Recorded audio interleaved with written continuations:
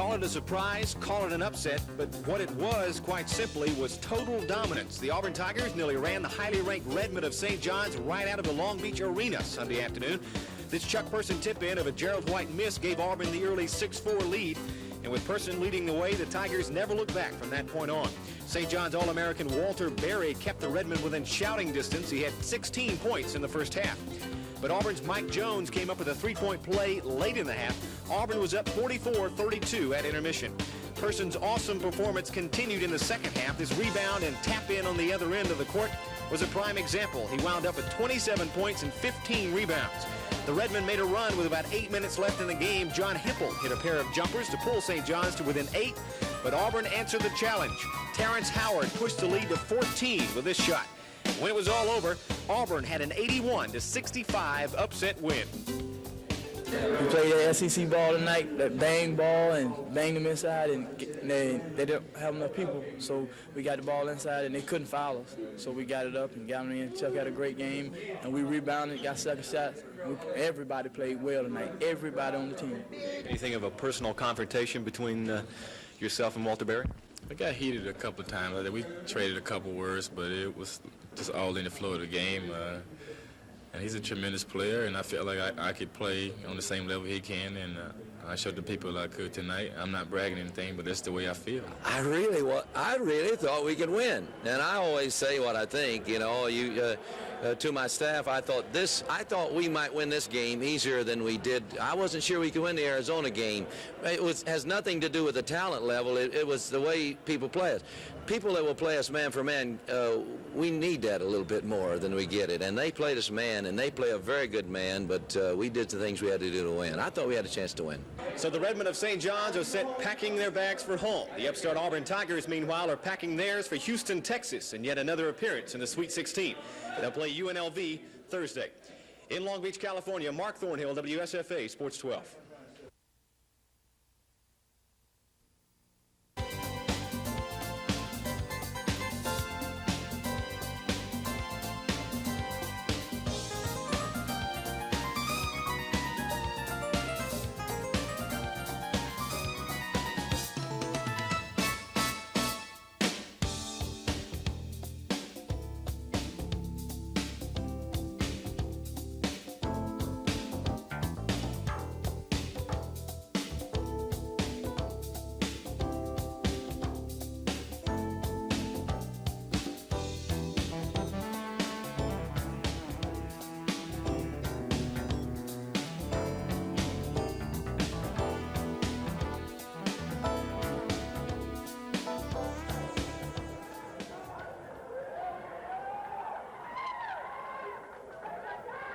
Unless we had a layup shot, we were not going to shoot the ball until there's 4 seconds on the clock. Whatever shot came up, we didn't know what defense they were going to be in, so we planned something for the man and something for the zone. We thought we'd probably be in man. Were you glad when they were in man? Well, it didn't really matter. We were going to have to shoot one. We just didn't want to shoot the ball too early and give them another shot. We felt like if we shot the ball at 4 seconds on the clock, we'd either win or it'd go overtime.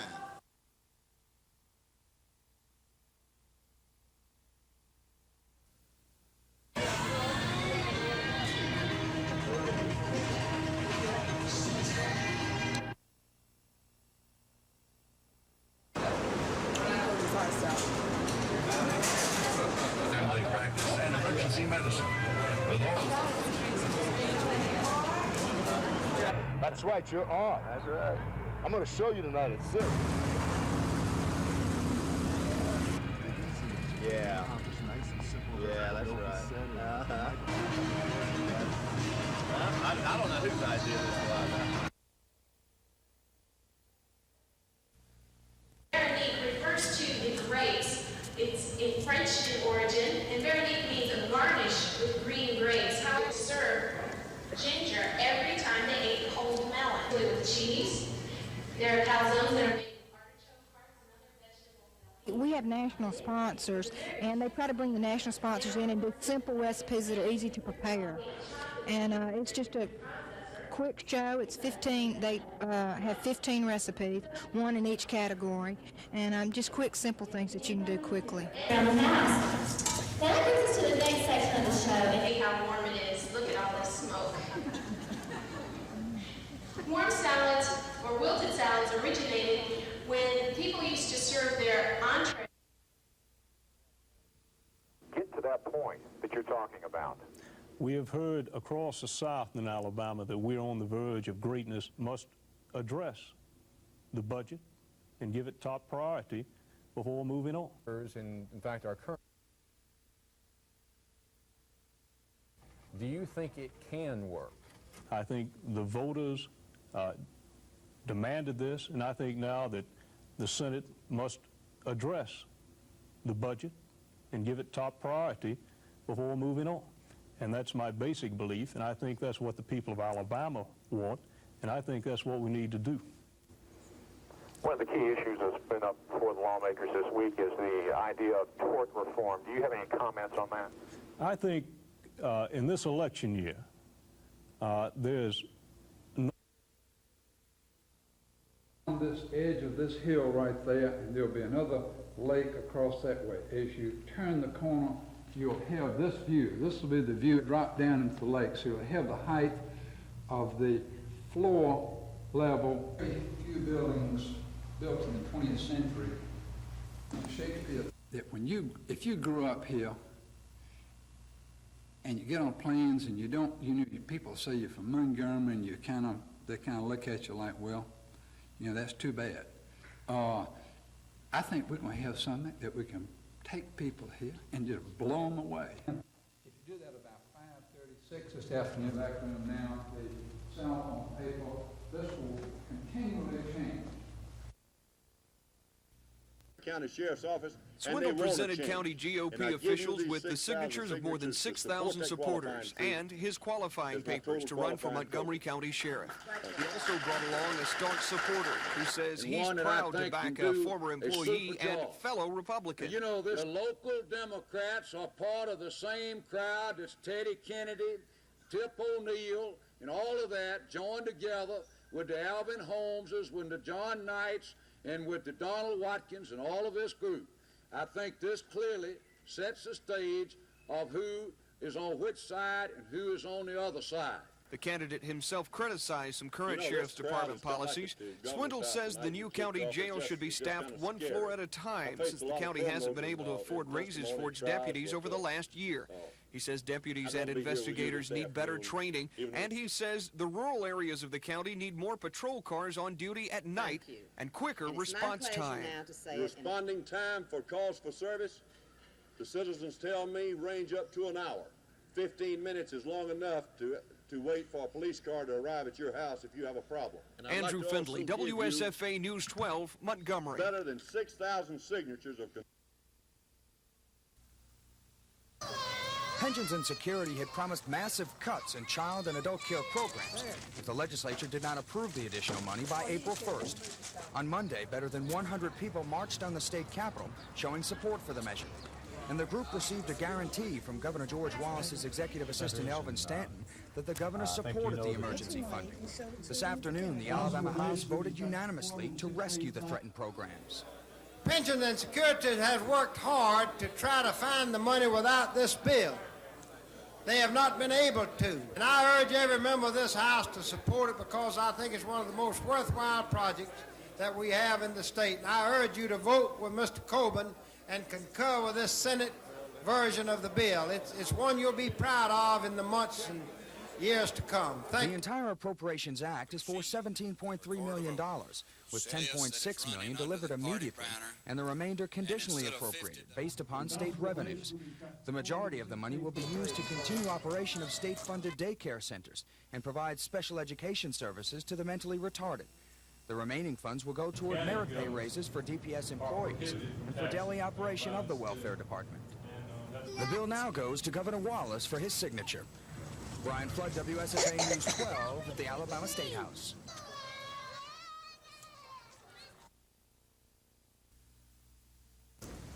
And does not know state government can do. Mr. Chairman, let me mention to you and this committee, this budget, this was the only thing that I found that we Oh, time and time again by them when they've been criticized in the press, especially by the last administration about the number of paid holidays that they had, and All impacted are being used. And $6.76 million along with the $100,000 in earmark.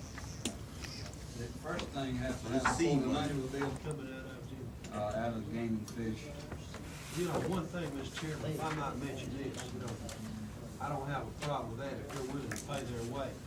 We would. That's a good problem. That you don't. That's good campaign. That you didn't want to inject.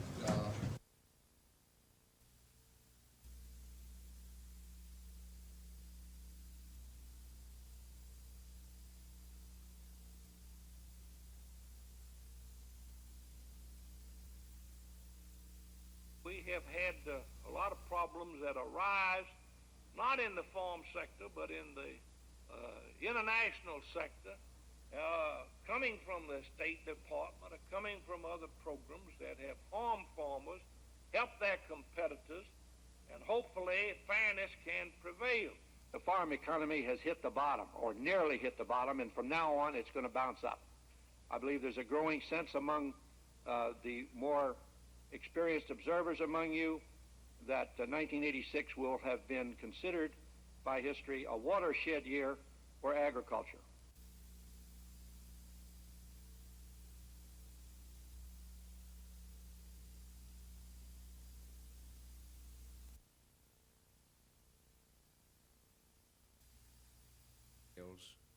During the discussion period. Just like and I sure don't compare our Democratic friends to the Philippines, but just like they did on his specific philosophy. So the money's there. It's just how the elected leadership in the Democratic Party is spending the money. And they're spending the money based on what the special interests that they're committed to want. What we're showing you, and hopefully the people of the state of Alabama, is what we're committed to. And we're committed to these as our priorities.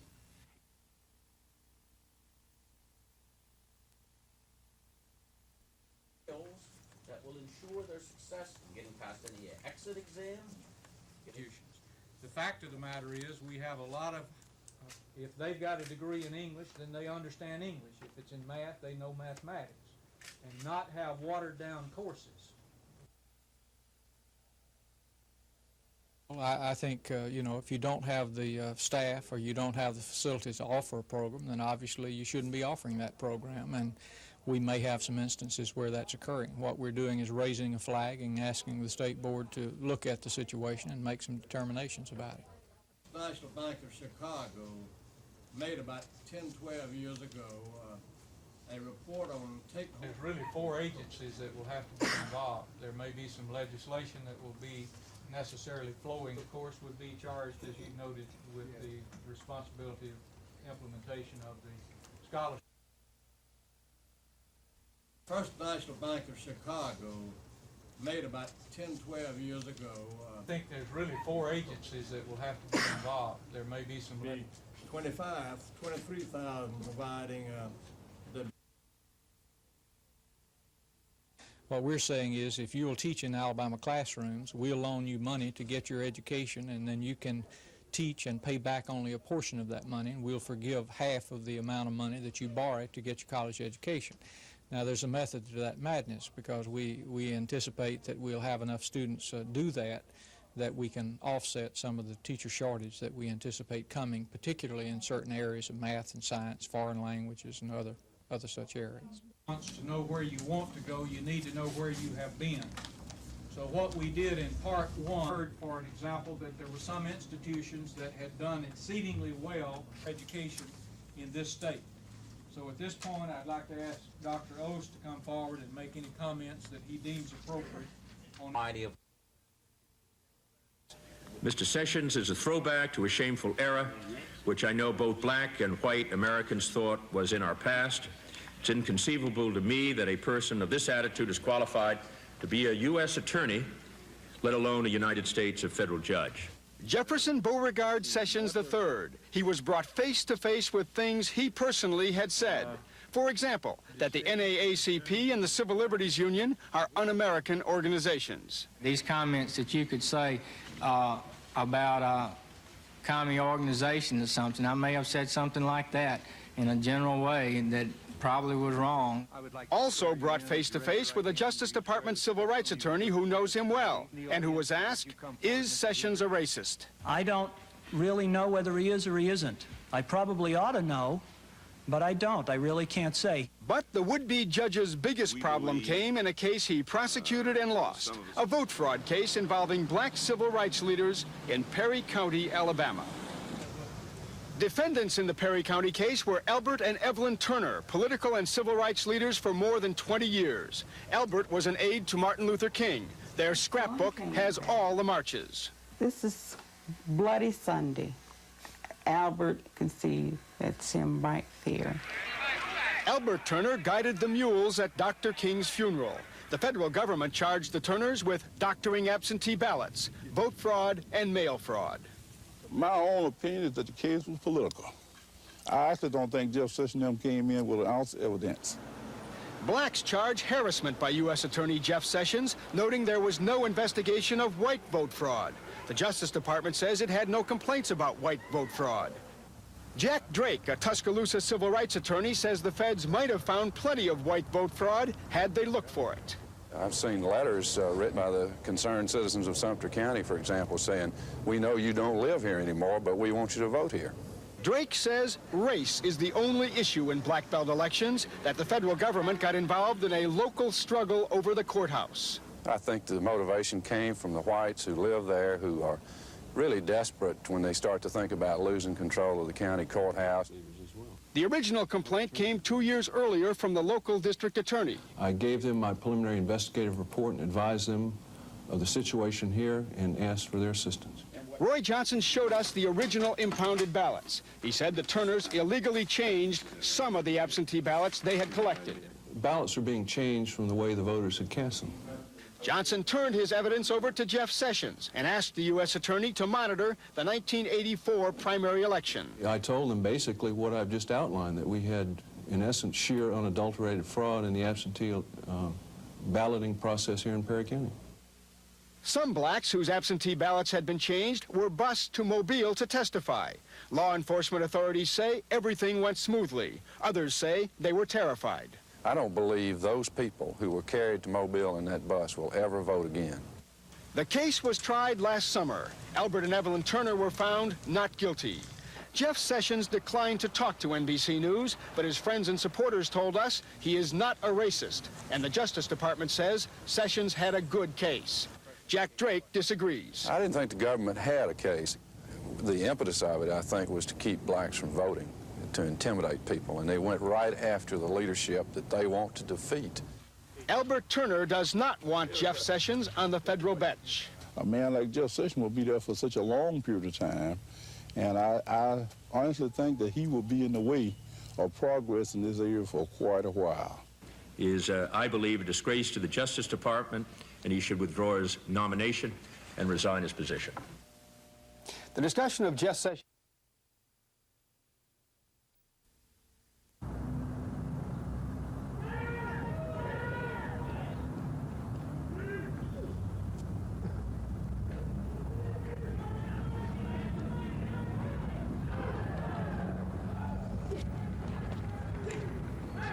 But I think the biggest thing for us this spring is to give in the short period of time that we've got, to give all of our young people, our red shirts from last year and our young people that didn't play quite as much this year, are unproven, so to speak, to give them a chance to prove themselves and to give them a chance to earn the right to be called a winning football player so that they can be in a better position to help us against Ohio State and the Meadowlands in the fall.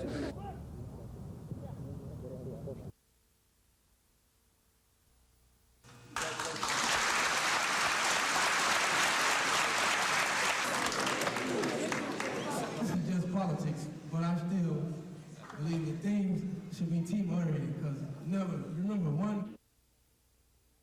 Gene Bartow was a big factor in me signing. I don't. If he does leave, I don't know if the next coach that will take the job will feel the same about me and Elwood as Gene will. But I think that's something you have to take, and that's one of those stumbling blocks you have to roll over.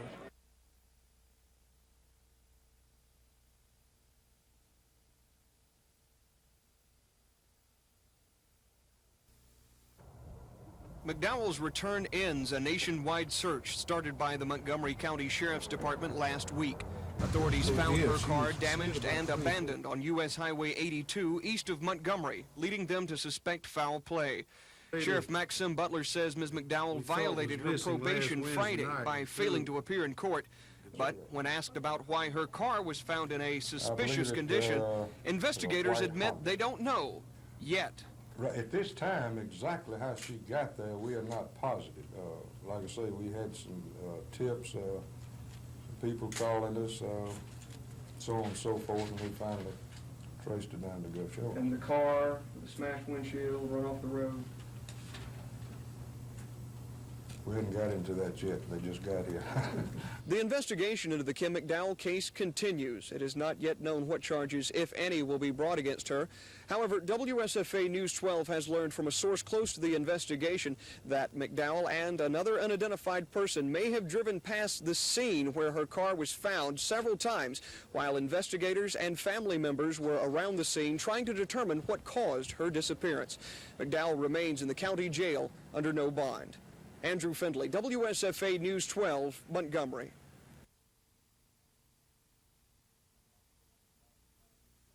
Council persons, I would like to. Is Captain William here? In the community relation department, Mr. Captain William. Mayor's office has put that into effect, and then the downtown development. That is correct. Is there further discussion on the ordinance? Unanimously during the last council meeting, and that was to change. They'd like to bring forth at this time. This is a public hearing. Is there anyone in the council chamber who would like to address the council? Yes, ma'am. Mr. Dickerson. Motion to adopt the resolution. Is there discussion on the motion? Wait a minute. Mr. Gilmore? Move we suspend the rules. We did that, Racy.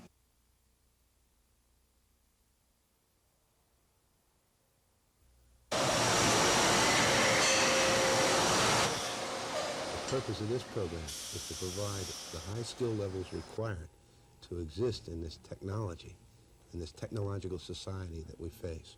In addition to supervising the machine shop at J.R. Smith Manufacturing Company in Montgomery, John Delner is also chairman of the Central Alabama chapter of Society of Manufacturing Engineers. For months, the organization has been working on the apprenticeship program. Today, the U.S. Department of Labor issued certificates of registration giving the program its official okay. It's called the Journeyman Machinist Apprenticeship and will consist of both on-the-job and classroom training. We'll have classes in blueprint reading, some basic drawing, math, algebra and trig, which is needed in the machine shop areas, as well as some of the computerized numerical control machining operations. 2 machinists taking part in the program have worked several years as machine operators, and up until now they have not been able to expand their trade skills. From this area, if you were wanting to go beyond the skill level I'm at now, you would have to go to another part of the country. I'm real excited about it because it's opening up a lot of opportunities for us as far as job opportunities and increasing pay. And once we get through the program, it'll mean, you know, chances for higher promotion out here. Scott Edcock, WSFA News 12, Montgomery.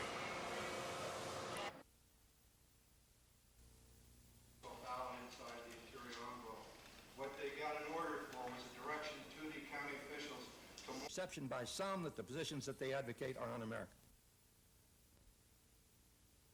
He never said that he considered the NAACP un-American. Indeed, in this courtroom, to my ears, he said they were largely responsible for the civil rights gains made in the South. So I believe that, at best, some of the statements attributed to Mr. Sessions have been highly distorted and rendered significant beyond any possible just degree. Should withdraw his nomination and resign his position. I think the most painful thing that's ever been said to me at any time, public or... If there's that additional money, I'd be glad, of course, for some of it to go to places where it needs to go. However, we always ought not to spend every penny of the money we get every time. I've always tried to maintain a surplus, but they always do it in the legislature, spend it all.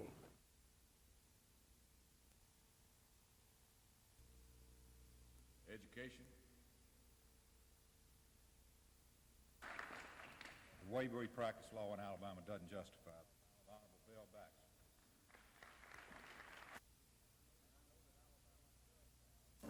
And I know that Alabama does have a good climate for business and industry. I'm not saying it couldn't be made better, but it's good at the present time.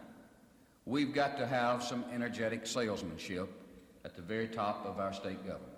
The first thing you've got to convince an industry of is that they can come to the state of Alabama and make as much or more money here than they can in another location.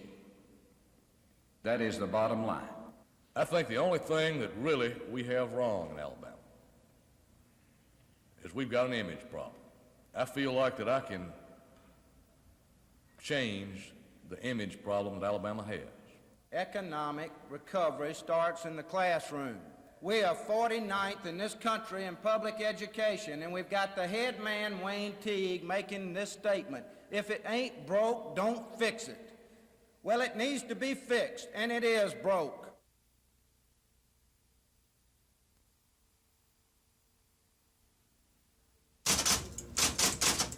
About 125 of the 1,140 civilians working at Maxwell Air Force Base are being phased out. What we're doing is managing the attrition. As a vacancy comes open, that position will remain vacant. If someone retires, someone dies, someone changes jobs. Colonel Hosley says military personnel will replace many of the departing civilians, but the Air University is being hit with a double whammy. On top of the long-term budgetary requirements mandated by a special Air Force committee, the university is faced with the Graham-Rudman federal deficit reduction measure. But basically that impacts on our education programs. A variety of Air Force courses taught at Maxwell and the Air Force Institute of Technology in Ohio will be canceled, affecting 2,000 students who will be forced to choose alternate areas of study.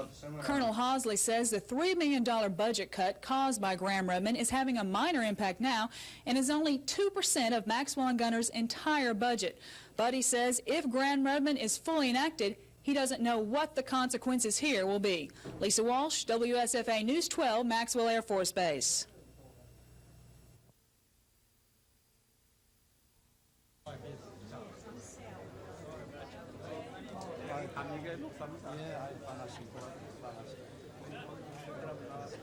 Simon Cameron from Scotland. From Scotland. So nice to see you.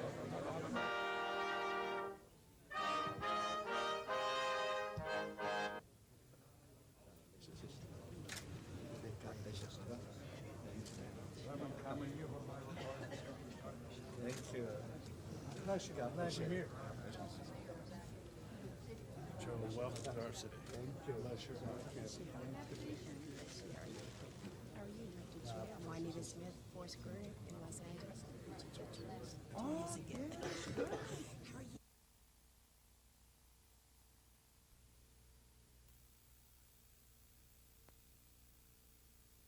Agriculture and forestry, and relative to part of life we enjoy resources. We have done that. We are sure about the program which will be widely appreciated. I remember very well before it came in the New Deal that was one of the great problems in this state, and still is a great problem, although there has been some really remarkable progress since that date, but not enough yet to stop the loss of topsoil. That will help us protect and improve our resources. We shall wait to provide leadership as chairman of the state committee. Thank you, Governor. In Alabama, well beyond that date. Approximately 5 minutes. If there is time at the end after we have future Alabama Public Libraries, 1980.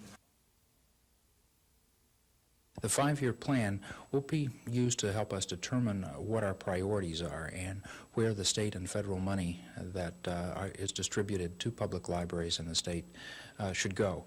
We conduct a grant process each year for the federal money, and based on our priorities, then we will know which grants to give more weight to within the limited amount of funds that we have available to dispense. In terms of monies that libraries get, in this state, we range from 23 cents per capita in some communities to as much as almost 40. Completed about 11%. So 76% of the access funding. From the prison, of course, but from the Army College, they ask the best questions, straightforward, and movements. This, I think, is on the road, and in overall, I would hope. To me anyhow. Now, from a European point of view, of course, we have two concerns. First of all, that there are not geographical areas of different security. I don't know, America, Europe. And I would add, there also must not be different levels of security. A lower level, which is a European responsibility for short-range or medium-range missile defense, and then a top-level, strategic level, which is US. Our country has scrapped the DIVAD, Divisional Air Defense. So, maybe even some spin-offs of whatever people understand on the SDI, which is a research and development program, but spin-offs which could also help us.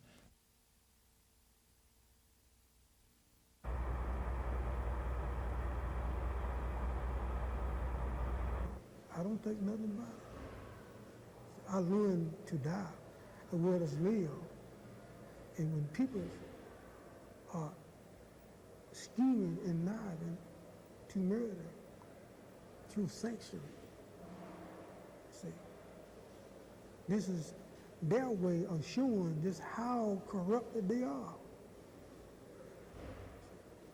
I can name you people should be in this position today who commit their way of showing just how corrupted they are.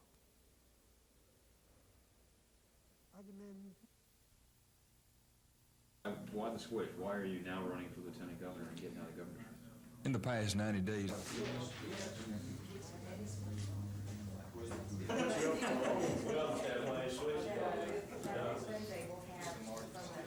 I can just answer questions, whichever you'd rather do.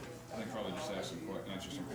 and they were hearing the same thing. They just didn't come forward and tell me. And they're all relieved. They're all completely pleased that we're going to lieutenant governor's race. They feel very strong about this. Primary is June? Primary is June, yes, sir. Deadline to qualify is April the 4th. Have you already qualified for it? I'm qualifying today. My name is John Evans, and I'm on death row in Alabama, and I'm scheduled to be executed in about 4 days.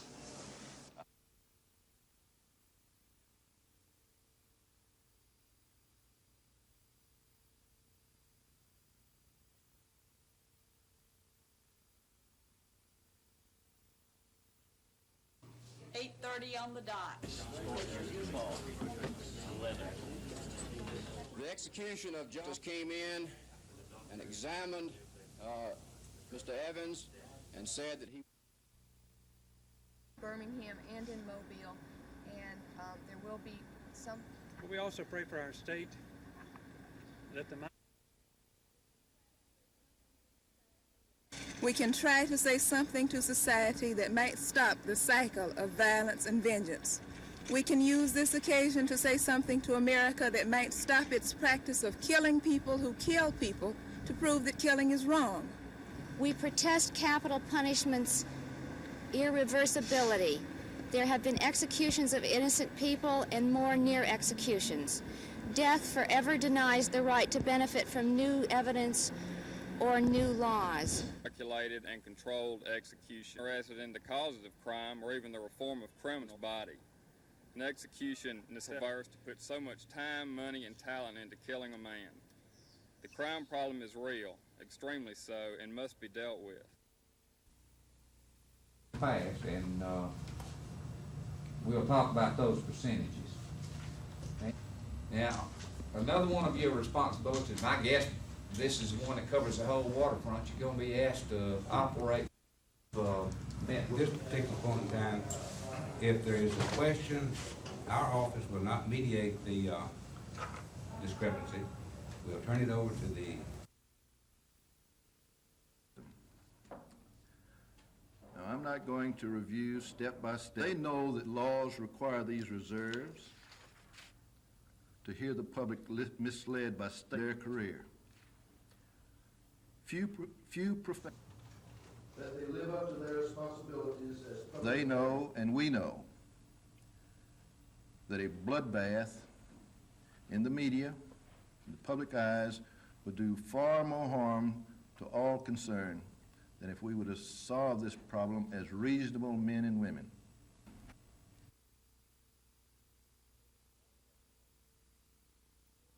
Concerning my presentation this morning, or to the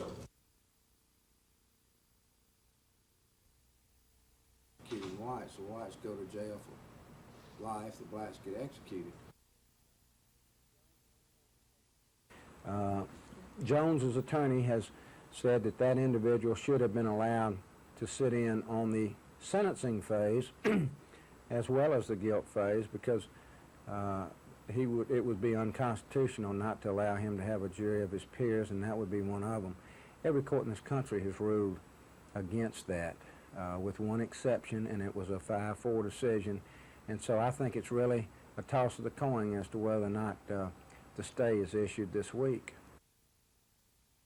The statute in the country will have to be subsequent because of... Well, Chris doing a good job? yeah, he is. I just got to...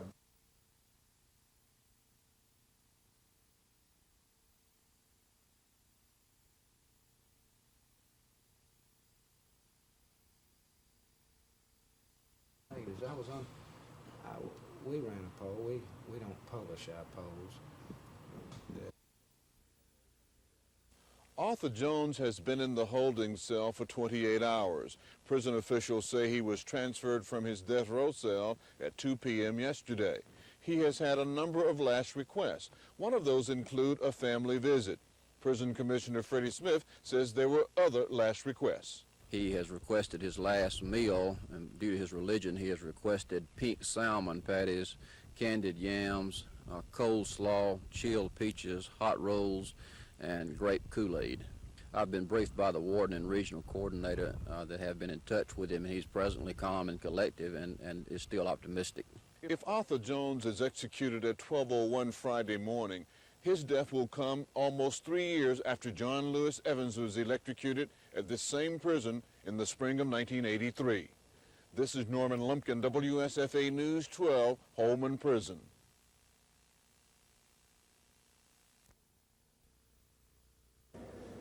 If it comes, that's just it.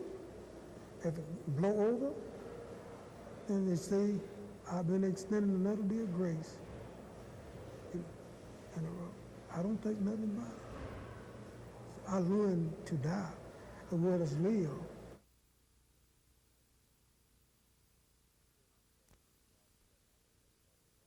We're not expecting any problems whatsoever. We didn't have any problems last time. Some people said that we did, but we had to go to court afterwards, and we won and proved that there were no problems. Sometimes it takes more than one jolt, and that's why the law specifies for it to be carried out over and over until the person is pronounced dead. We have not changed our procedures because we know with our professional staff these are the best procedures, and we don't expect any problems whatsoever.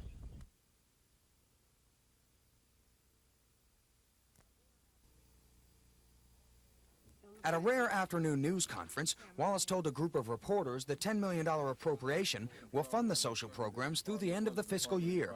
But after October 1st, 1986, the state will face a severe financial crunch. Wallace says Graham Rudman cuts to the welfare department could be as high as $25 million. And without increased revenue, Alabama will have to severely cut social programs. In February, Wallace asked the state legislature to increase so-called sin taxes on beer, cigarettes, and gambling. He said it would help raise more than $50 million. Today, he criticized the legislature for failing to do so. Now, this legislature ought to go ahead and do its duty now instead of waiting until after the election, because some things may close during the election, and that's an entire possibility to dwindle. Wallace says reduced revenue could force the next administration to increase taxes by $200 to $300 million. He says Alabama's financial woes are shared by all, and he urged the legislature to act. And it's incumbent upon the legislature. The legislature. It's not my problem only, it's the legislature's problem. They are supposed to get up the money to run these things. Legislative leaders say there is no chance the House or Senate will take up the Wallace tax proposal. One said there's just too much controversy and too little time to even consider raising taxes. And as he put it, this election year legislature seems more focused on ballots than budgets. Brian Flood, WSFA News 12 at the Alabama State House.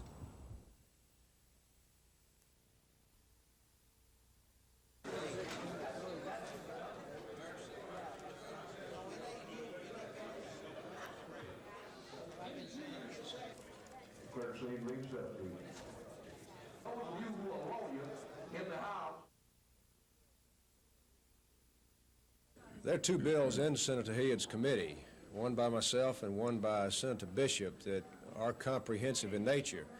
They include the provisions of what passed in the House as the minimum penalties needed to put it back in a constitutional fashion, but they also go further. They give the commission subpoena power, they give the commission the right to have its own attorney, they bring everybody under the ethics law that is elected, is paid by the public tax money, or is appointed to a county or a city board.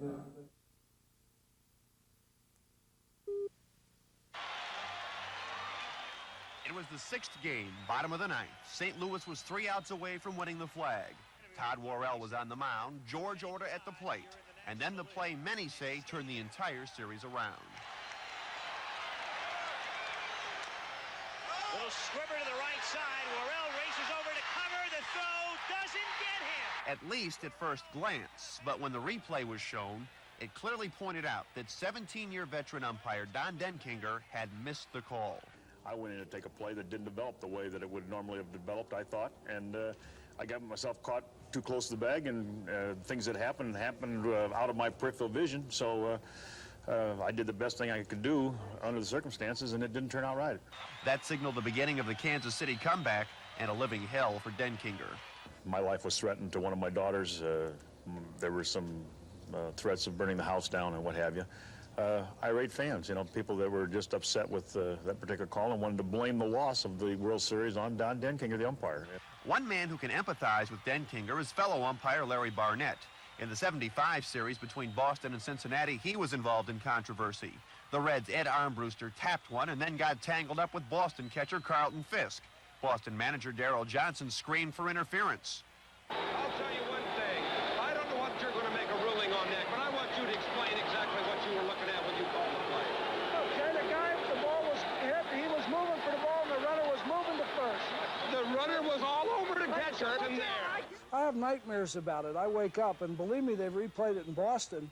I run 1-2 up there with Judge Garrity. He's the federal judge that enforced busing, so they don't know who they hate more up there, me or him.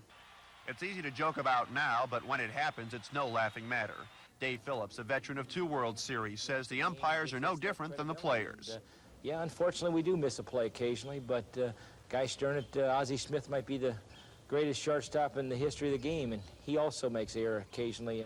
Mistakes are a part of any game played by human beings, but that's little consolation to a perfectionist like Don Denkinger, who knows his call at first base will not soon be forgotten. It'll be talked about for a long time. I think that's one of the facts that we can never get away from. It's part of history now. It'll never be forgotten. Fred Rogan for NBC News. About also join us for this campaign. Thanks, Debbie. Thanks for all the work you put in on this. Fame is going to be something for everyone in the state of Alabama. It will be something that should. $10 retail, and we're happy really to be a part of this, and we hope everyone will take advantage of it.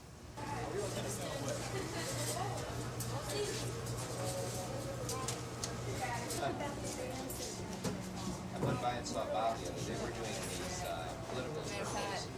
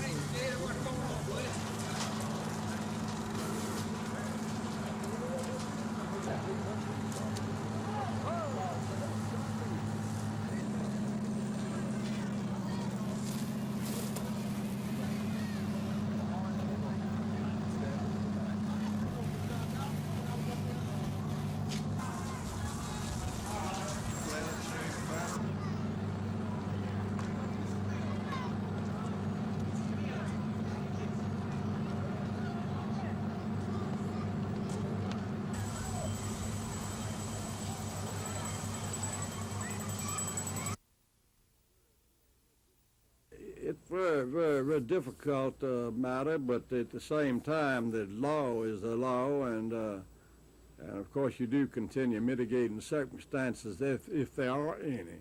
And I made no clear-cut decision as of this moment. I will when I continue reading the record and get the final results from the federal courts.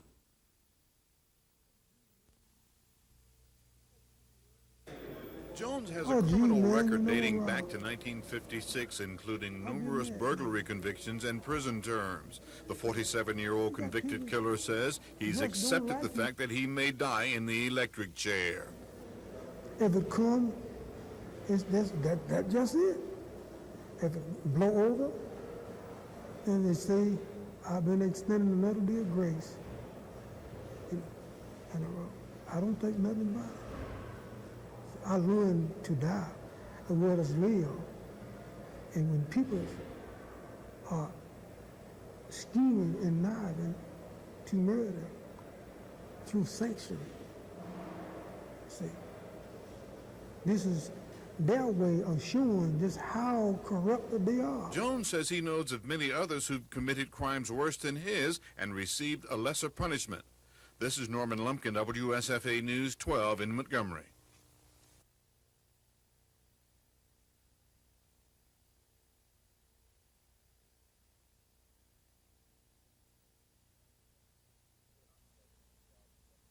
We're not expecting any problems whatsoever. We didn't have any problems last time. Some people said that we did, but we had to go to court afterwards, and we won and proved that there were no problems. Sometimes it takes more than one jolt, and that's why the law specifies for it to be carried out over and over until the person is pronounced dead. We have not changed our procedures because we know with our professional staff these are the best procedures, and we don't expect any problems whatsoever.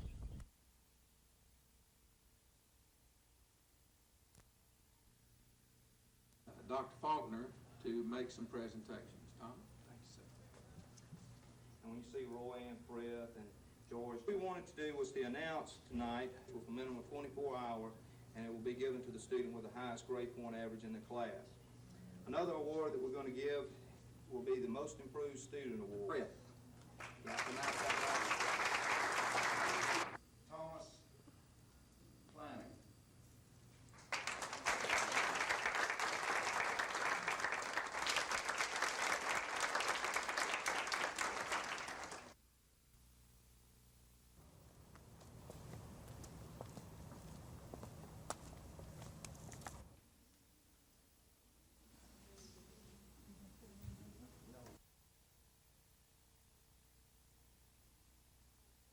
I really feel down. I had hoped at the last minute that there would have been something that would have happened. But as I heard the news that there were 4 for and 5 against the Supreme Court's decision, and of course knowing that the other part of it is in the hands of our governor, and from what I heard him say on the news this afternoon, I don't think we have very much hope in that.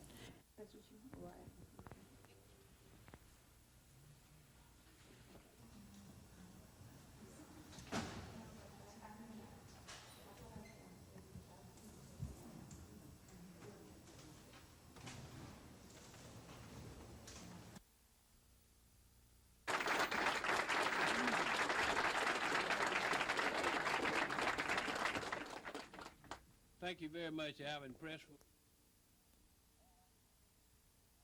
all I can tell you here tonight. I'm not going to make you a lot of promises except to tell you that I'll do my best to make you the finest state treasurer that the state of Alabama has ever had. I think with your help we can win this office, and I appreciate you coming from the bottom of my heart. And if I'm elected, I plan to call on some of the finest fellow cabinet members. Don't introduce me. Just don't introduce me. Just go sit. But I do want to say that is a tribute to Floyd. This policy, bringing American boys to their death, I think it's wrong just to prove a point, and that's what this thing is down there. Yes, it is a doggone confrontation between East and West, and don't you ever forget it. We will not tolerate communism. We're going because there's been a... Let's not abandon the freedom fighters now. That's why I believe this is not a Republican vote or a Democratic vote. If we've ever had one, it should be a bipartisan vote. Let's send the money. We need to keep it going. Today's vote in the House of Representatives was a dark day for freedom. This vote must be reversed. I can't exactly say, David, how many votes we lost. Awaken the commitment to freedom. I think it is needed, and I think it is something that we must do to stop the spread of Marxism in Central America. What about the foreign aid aspect? Well, I've always had deep reservations about foreign aid and voted against most foreign aid measures. But really, this is not a foreign aid measure. It is a transfer of funds from the military department to the aid section of our government. But I think it is going to be wisely used, and it is one of those exceptions I think we should make.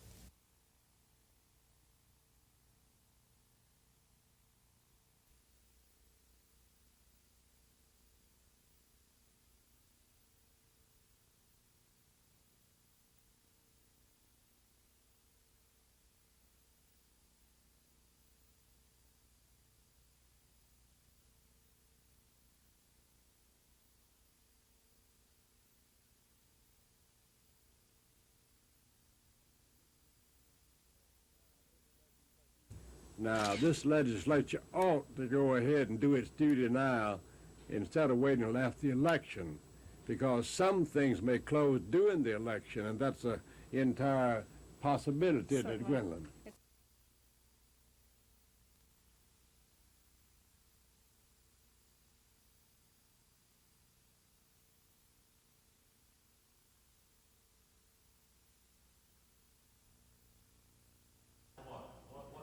It all depends, frankly, on the severity of the problem. Other facility, there are manufacturing areas, roads and all that, wastewater treatment plants, that cannot build a hazardous waste facility until they have a permit. Well, we live on Lake Clear Road, and if anything happens out there. Many of you have seen the same compounds in your home, and you use them every day. There's no doubt that the particular company will generate more than you would generate at your home, and they want to store more. But also they do have expertise in handling these materials. The storage that they will be under is very strict. The spill is contained inside of the curved area. The building is completely concreted. The seal... Number one ensures that we're going to do what we have to do properly to... The orange and blue Shakers are still going inside the Summit Arena because the Tigers are now a full-blown Cinderella team. They are in the final 8 of this NCAA basketball tournament after a great comeback win tonight. Auburn seemed passive in the zone defense opening the game. UNLV was able to work it inside and score, and then they got hot from the perimeter. Freddie Banks gunned in 12 points all outside, and UNLV built a 14-point lead. Auburn was forced to go to the man, and it seemed to get interested in the game from that point on. They whittled the lead to 9 at half, but it still looked bleak for Auburn. Then the team that ran St. John's off the court returned for the second half. They continued to play the tough man defense, and they ran and hit the boards like mad. The UNLV lead suddenly disappeared with 7:30 to play on a Jeff Moore putback. Chuck Person led his team, as he has done so many times, and put this shot back. The three-point play gave Auburn its first 5-point lead of the game with 1:30 to go. The heroes of this game were Chuck Person, who had 25, and once again, Gerald White. Splendid court play out of the point guard. 12 points in the second half, many of them crucial free throws at the end. So I just tried to take the ball to the basket as much as I could, and when the shot came for me to shoot it, I was there, and thank God I made it. After came back out, the guy said, Chuck, keep putting it up. You're our scorer. We're going to win it, or we're going to lose it with you. And so they gave me the ball, and I just fogged it up. And it happened to go in, I guess. Publicly, the players say they don't care who they play on Saturday, but privately, they'd like a rematch with North Carolina. This is Phil Snow with Vic Irving, WSFA Sports 12 in Houston. Tonight's game began as a previous meeting between these two had ended. A dogfight. The entire first half was nip and tuck. Bama's Buck Johnson had some problems early on, but he still managed to put in 8 points in that first 20 minutes of play. But Kentucky All-American Kenny Walker answered that with 10 first-half points. The Wildcats led 32-28 at intermission. But the second half belonged to Kentucky. They led from start to finish in that final period. Walker continued to have the hot hand. He wound up with a game-high 22 points. The Cats built their lead to as many as 11 points at one point in that second half. Terry Connor's free throws down the stretch helped the Tide chip away at the lead. Connor finished with 20 for Alabama, but it was a hill the Tide could not climb. In the end, Kentucky winning it 68-63. You know, early in the second half or halfway through the second half, I think they just showed better poise than we did. I think Walker and those guys, I think they played with a lot of poise, and I think that was a difference. We don't have the strength inside. You know, when you're playing with a guy like Jim Farmer, one forward, and they're bringing in Madison and Jenkins and all those guys, we know we have a hard time matching up against them. So, they're just stronger than we are this year. I thought we did everything we could do to win, although we didn't rebound as well. They had a much taller team, and now when they go with their big lineup, and it makes it difficult for us to rebound with them.